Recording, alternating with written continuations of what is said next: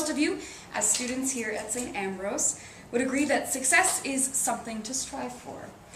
Whether that be in occupation, in relationships, in academics, it's something that we all look forward to or try to work towards.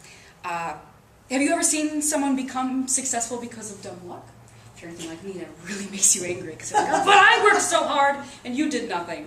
It's really frustrating. Because hard work seems to be obsolete sometimes. According to the Harvard Business Review, we like to think that success comes from predicting trends, analyzing data, and gaming out strategies, from using some sort of logical approach.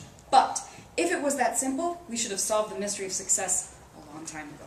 And we haven't. Instead, serendipity is what sets us apart, since that's the only way we can discover an approach that's not obvious or logical. For you to understand what is meant by serendipity, I will define it today, and I will speak towards the unexpected nature, the insight needed, and the value gained from serendipity. Newhumanist.org has an article entitled Science and Serendipity, and Samira Shackle says that serendipity is something used loosely as a synonym for luck. More careful usage, particularly in science, emphasizes specifically finding something when looking for something else. In other words, it's fate for those who don't really believe in fate, or a coincidence. One characteristic of serendipity is to be unexpected. Ah! Unexpected. It's funny. You can't have an idea that this is going to happen to you. For example, Tiffany, let's say, does not want to go to a party. I'm sure we've all been there before, that you're just too tired, you have too much work, you don't want to go. Or you're just a party animal.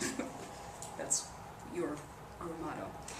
She really wanted to stay home, but her best friend says, no, come on, come out with me, it'll be fun. So she goes to the party unwillingly and sits in the corner in a huff, and she meets this guy who's also there being dragged by his best friend, and they kind of start talking about how much they hate it here, and they get caught up, they hit it off. 20 years later, they're married with 6 kids. That's serendipity, because it was unexpected. If that situation was kind of flipped, so Tiffany and Matt were always planning on being at that party, that would not be serendipity, because it wasn't expected. It was a situation that happened organically. Another characteristic of serendipity is there needs to be some sort of insight involved. For example, according to Dr. Stephen Macri, by looking for patterns in people's memorable examples of serendipity, we found that it's more than just a happy accident. It also involves insight or an aha moment. So something can't just happen, you have to do something about it. For example, Lou, an architecture student, was watching a BBC documentary on honeybees and suddenly saw the hexagonal shape and decided to make a building out of it. So that is, he implemented the knowledge he had in this happenstance situation and used it to better the environment. It would not be if his best friend was sitting next to him and go, hey, that'd be cool for a building. That would not be serendipity, because he did not come up with that by himself. It was forced upon him, or the situation was offered to him. So that would not be serendipitous. The last characteristic I will speak about is value. Serendipity needs to have some sort of value either to yourself or to others. An example would be when Alexander Fleming took a break from his work on, I think it was Streptococcus or something, streptococcal, whatever. And he took a vacation, he left a petri dish open, and he came back and it was overflowing with mold. That's how he discovered penicillin.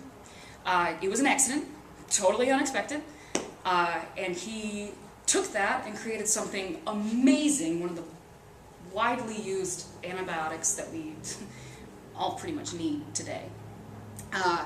And if he had done nothing with it, if he'd been, oh, gross, and threw it out, I don't like mold, that would not be serendipitous because he didn't add any value to it. It was just something that happened to him that he got nothing out of. Today, I define serendipity, which is a crucial element towards any type of success, whether we like it or not, which I think is both comforting and a little disconcerting to know that hard work sometimes doesn't pay off and you need a little bit of luck along the way. In the words of Albert Einstein, coincidence is God's way of remaining anonymous. Thank you.